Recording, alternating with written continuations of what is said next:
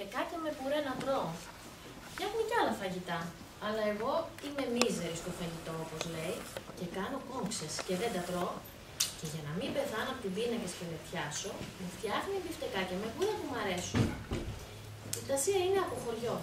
Εγώ το από χωριό δεν ξέρω τι είναι, γιατί όπως σας έχω πει, δεν πάω ακόμα σχολείο.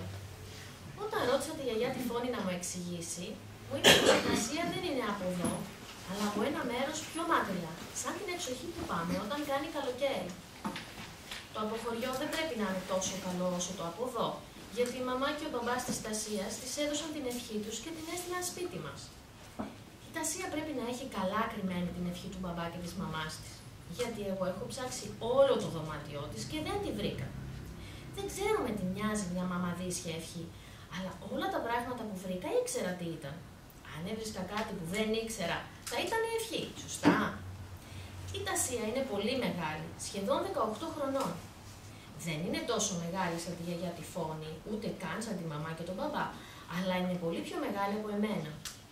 Ο θείος Περικλής όμως νομίζει πως η Τασία είναι μικρή σαν εμένα και την καθίζει στα γόνατά του και τη γαργαλάει και της χάρισε και μια χρυσή αλυσίδα με ένα σταυρουδάκι που γυαλίζει.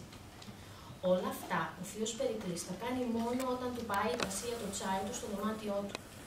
Τότε την φωνάζει γυναικάκι του. Τα λόγια του στάζουν μέλια και τη γαργαλάει. Μπροστά στους άλλους τη λέει «Τασία, παιδί μου», χωρίς μένια και γαργαλήματα. Ένα βράδυ που μαμά, μπαμπάς και γιαγιά Φώνη ήταν στο θέατρο, ο θείος Περικλής κάθισε την Τασία στα γόνατά του και έβαλε το χέρι του μέσα στο βρακάκι της.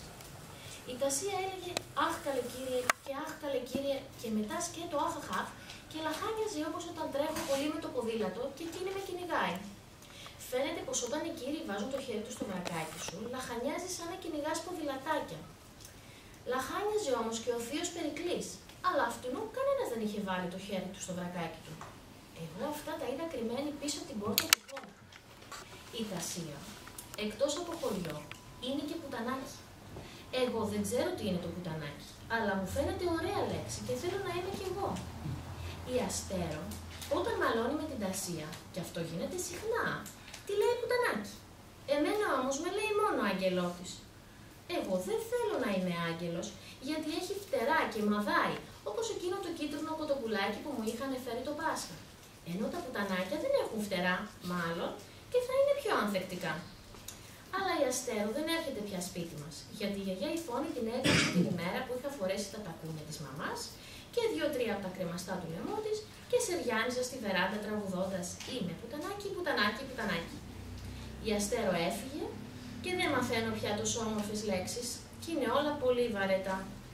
Ήρθε όμως η θεία Θάλια για να κάνει τις δουλειές της Αστέρος και την αγαπώ πολύ, γιατί είναι χοντρή και μαλακιά παντού και μυρίζει σαν ριζόγαλο. Το χρυσό το σταυρουδάκι της Τασίας, εκείνο που της χάρισε ο θείος Περικλής, τώρα το φοράω εγώ.